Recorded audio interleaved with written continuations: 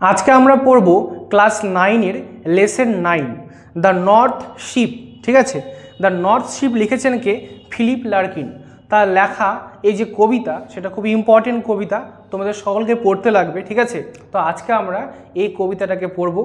পড়া শুরু করার আগে সবাইকে আমি বলতে চাই, যারা যারা এই কবিতাটাকে পড়তে চাও আমার সাথে, তারা অবশ্যই বইটাকে খুলে বার করে বসো। ঠিক আছে, আমি লাইন বাই লাইন পড়ব, তোমরা লাইন বাই লাইন মিলিয়ে ভালো করে দেখে নেবে এবং প্রত্যেকটা লাইনের সহজ করে বাংলা মানের সহকারে বুঝিয়ে বলার চেষ্টা করব। ঠিক আছে, তো তোমরা সবাই বই খুলে বসো এই কবিতাটাকে খুব ভালো করে বোঝার জন্য। তো আমি পড়া শুরু করেছি, তোমরাও বই বার করো। ঠিক আছে, তো কবিতাটাতে শুরু হচ্ছে কি করে? I saw 3 ship go sailing by. আমি দেখেছিলাম 3টি জাহাজকে যেতে, সমুদ্রের মধ্যে দিয়ে যেতে দেখেছিলাম। সেইলিং বাই মানে কি? সমুদ্রে যে যাত্রা করা হয়, সমুদ্রে যাত্রা করাকে সেইলিং বলা হয়ে থাকে। ঠিক আছে, তো সমুদ্রে যাত্রা করাকে বলা হয় কি? সেইলিং বলা হয়। তো আইসো আমি দেখেছিলাম 3টি জাহাজকে সমুদ্রে যাত্রা করতে। Over the sea, the lifting sea, সমুদ্রের ওপরে, উথাল পাথাল সমুদ্রের ওপরে। মানে লিফটিং সি মানে কি? লিফটিং সি মানে এমন সমুদ্র যেখানে সমুদ্র স্থির নয়, যেখানকার সমুদ্র উথাল পাতাল করছে, যেখানকার সমুদ্রের মধ্যে ঢেউ চলছে, ঠিক সেই সমুদ্রকে বলা হয়ে থাকে লিফটিং সি বলা হয়ে থাকে। তাহলে কবি বলছে কি? আমি দেখেছিলাম 3টি জাহাজকে এমন একটা সমুদ্রের মধ্যে দিয়ে যেতে যেখানে সমুদ্র স্থির নেই, সমুদ্র উত্তাল হচ্ছে। And the wind rose in the morning sky, সকালের আকাশে হাওয়া উঠেছিল। ঠিক আছে, তো সকালের আকাশে কি উঠেছিল? হাওয়া উঠেছিল। ঠিক যেভাবে সকালের বেলা হাওয়া হয়, ঠিক সেরকম সমুদ্রের মধ্যেও সকালের আকাশের মধ্যে হাওয়া উঠেছিল। তো সেটা কবি বলছেন কবির ভাষাতে। And one was wrecked for a long journey, এবং একজন কি হচ্ছিল? লম্বা রাস্তা, লম্বা যাত্রার জন্য প্রস্তুত হচ্ছিল। তাহলে রিক্ট মানে কি? RIGD, রিক্ট। এই রিক্ট মানে কি? রিক্ট মানে হচ্ছে যখন কোথাও যাওয়ার জন্য আগে থেকে প্রস্তুত নেওয়া হয়। তোমরা যখন মামা বাড়িতে যাও, তখন তোমাদের মা কিন্তু আগে থেকেই আগের দিন রাতের বেলা সমস্ত কিছু কিন্তু প্রস্তুতি নেয় যাওয়ার জন্য, জামা কাপড় গোছাগাছি করে সব কিছু ঠিকঠাক করে না, ঠিক সেটাই। তাই রিক্ট মানে কি? রিক্ট মানে হচ্ছে যখন কোথাও যাওয়ার জন্য আগে থেকে প্রস্তুতি নেওয়া হবে, সেটাকে রিক্ট বলা হয়ে থাকে। কবি কি বলছেন? যে একটা জাহাজ যেটা হচ্ছে রিক্ট, হচ্ছে যেটা প্রস্তুতি নিচ্ছে যাওয়ার জন্য, যাত্রা করার আগে যে প্রস্তুতি নেওয়া হয় সেটাকে বলা হয়ে থাকে wrecked. The first ship turn toward the west, প্রথম যে জাহাজটা সেটা কি হলো? পশ্চিম দিকে মোড় নিল, মানে পশ্চিম দিকে ঘুরে গেল। ঠিক আছে। Over the sea, the running sea, সমুদ্রের উপরে, চলন্ত সমুদ্রের উপরে, যেখানে সমুদ্র কি করছে? চলছে, এমন একটা সমুদ্রের উপরে সেই জাহাজটা মোড় নিল, ঘুরে গেল। And by the wind was all post, এবং কি? এবং সেখানে দেখা যাচ্ছিল চারিদিকে হাওয়ায় ভর্তি হয়ে আছে।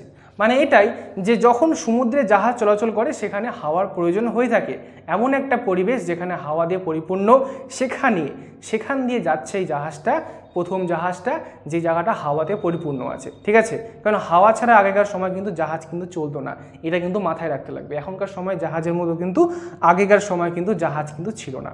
তাহলে কি হলো? যে and carried to a rich country, এবং সেটা কোথায় গেল? সেটা গেল হচ্ছে একটা পরিপূর্ণ সমৃদ্ধশালী একটা জায়গাতে গেল, এমন একটা জায়গাতে গেল যে জায়গাটা বা যে দেশটা একটা সমৃদ্ধশালী দেশ, যেখানে সব কিছুই আছে, এমন একটা জায়গাতে সে পৌঁছে গেল। The second turn toward the east, দ্বিতীয়টা কি হলো? দ্বিতীয় যে জাহাজটা সেটা পূর্ব দিকে ঘুরে গেল, পূর্ব দিকে মোড় নিল দ্বিতীয় জাহাজটা। ঠিক আছে। ওভার দ্য সি, সমুদ্রের উপরে, জাহাজ তো সমুদ্রের উপরে যাবে, নিচ দিতে যাবে না। Over the sea, the quaking sea, কম্পিত সমুদ্রের উপর দিয়ে সে যাচ্ছে। দ্বিতীয় জাহাজের কথা বলা হচ্ছে, কিন্তু দ্বিতীয় জাহাজ সমুদ্রের উপর দিয়ে কম্পিত সমুদ্রের উপর দিয়ে যাচ্ছে। কম্পিত মানে কি? তার মানে বুঝতে হবে সমুদ্রে হয়তো কোনো একটা দুর্যোগ হতে পারে, এরকম একটা সমুদ্রের উপর দিয়ে সে যাচ্ছে। And the wind haunted it like a beast, একটা জানোয়ার অন্য একটা জানোয়ারকে যেভাবে বা একটা জন্তু অন্য একটা জন্তুকে যেভাবে তাড়া করে, ঠিক সেইভাবে সেখানকার হাওয়াটা সেই জাহাজটাকে তাড়া। ফর এক্সাম্পল তোমরা দেখবে যে বিড়ালকে কুকুর তাড়া করে, ঠিক সেইভাবেই এই জাহাজটাকে হাওয়া তাড়া করছিল। কেন করছিল? টু অ্যাঙ্কার ইন ক্যাপটিভিটি, সেটাকে বন্দি করার জন্য, সেটাকে পাকড়াও করার জন্য, সেটাকে ধরার জন্য। অবশ্যই এটুকু বুঝতে পেরে গেছো। 3টি জাহাজের কথা বলা হচ্ছে, 2টো জাহাজের কথা আমরা পড়লাম, আর বাকি থাকলো আরেকটা জাহাজ। সেটা কি? সেটা আমি পড়াচ্ছি, পরের পৃষ্ঠা সবাই খোলো। The third ship drop toward the north. তৃতীয় জাহাজটা কি হলো? তৃতীয় জাহাজটা চলে গেল কোথায়? নর্থে গেল, উত্তর দিকে চলে গেল। ওভার দ্য সি, সমুদ্রের উপরে। দ্য ডার্কেন সি, একদম অন্ধকার সমুদ্রের উপরে। তার মানে কি বুঝতে পারছি? এইখানকার পরিবেশটাও কিন্তু খারাপ। মানে কি? এখানেও কিন্তু ঝড় উঠবে বা উঠতে পারে যে কোনো সময়ে, কারণ এখানে সমুদ্রটা অন্ধকার, ঠিক আছে, আকাশ মেঘ করে আসছে। But no breath of wind came forth. কোথাও থেকে কোনো সমুদ্রের উপরে কোথাও থেকে কোনো কিন্তু যে হাওয়ার যে নিঃশ্বাস বা হাওয়ার যে শব্দ, সেটা কিন্তু পাওয়া যাচ্ছিল না। তার মানে কি? যখন কোথাও ঝড় ওঠে, কোথাও বৃষ্টি হয়, তার আগের পরিবেশটা কেমন হয়? একটু স্থির হয়ে যায়। ঠিক সেরকম এখানকার পরিবেশটাও কিন্তু স্থির হয়ে গেছে, ঠিক আছে। অ্যান্ড দ্য ডেক্স শোন ফ্রস্টলি, এবং কি হচ্ছিল? জাহাজে যে উপরিভাগের যে পাটাতন, যে উপর দিকের যে অংশটা, সেটা কি চকচক করছিল। ঠিক যেমন দেখবে এরকম হয়ে থাকে যখন আকাশে মেঘ থাকে এবং হালকা হালকা হালকা একটু সূর্যের আলো ঝটা আসে, অথবা এরকমও হতে পারে, ধরে নাও জাহাজ যাচ্ছে এবং জাহাজের ওপর দিকটা খুবই মসৃণ, খুবই চকচকা এবং গোটা পরিবেশটা কালো। তার জন্য কি সেই উপর দিকের যে মসৃণ যে ভাগটা, সেটা চকচক করছে বরফের মতো, ঠিক আছে। তো সেটা এখানে বলা হচ্ছে। The north sky rose high and black. উত্তরের আকাশ অনেক উঁচুতে উঠে গেছে এবং কালো হয়ে আসছে। Over the proud unfruitful sea, সমুদ্রের ওপরে যেখানে নিষ্ফল একটা জায়গা, যেখানে কিছু নেই, চারিদিকে ফাঁকা, শুধু জল আর জল, ওরকম একটা জায়গাতে এই পরিবেশটাকে বর্ণনা করা হচ্ছে। সেটাই বলা হচ্ছে over the proud unfruitful sea, এমন একটা জায়গা যেখানে সমুদ্র নিজেকে গর্ব করে, যেখানে শুধু সমুদ্র আর সমুদ্র আছে, সেটাকে বলা হচ্ছে প্রাউড, মানে গর্বিত সমুদ্র, যার সামনে কিচ্ছু নেই, শুধু সমুদ্রই আছে, সেরকম একটা জায়গাতে। East and West the ship came back. তাহলে একটু আগের কথা মনে করো, 2টো জাহাজের কথা বলা হয়েছিল, সেই 2টো জাহাজ ফিরে আসলো। কোন দিক থেকে ফিরে আসলো? যেদিকে গিয়েছিল সেদিক থেকে ফিরে আসলো। ইস্ট অ্যান্ড ওয়েস্ট, পূর্ব এবং পশ্চিম, 2 দিক থেকে সেই 2টো জাহাজ ফিরে আসলো। হ্যাপিলি আর আনহ্যাপিলি, খুশি হয়ে অথবা দুঃখিত হয়ে তারা ফিরে আসলো।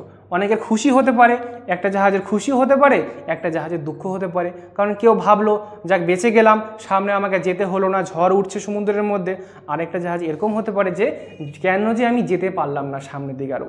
But the third went wide and far, কিন্তু তৃতীয় জাহাজটা অনেকটা দূরে চলে গেল এবং বহু দূরে চলে গেল, বিস্তৃত অঞ্চলের মধ্যে বহু দূরে চলে গেল।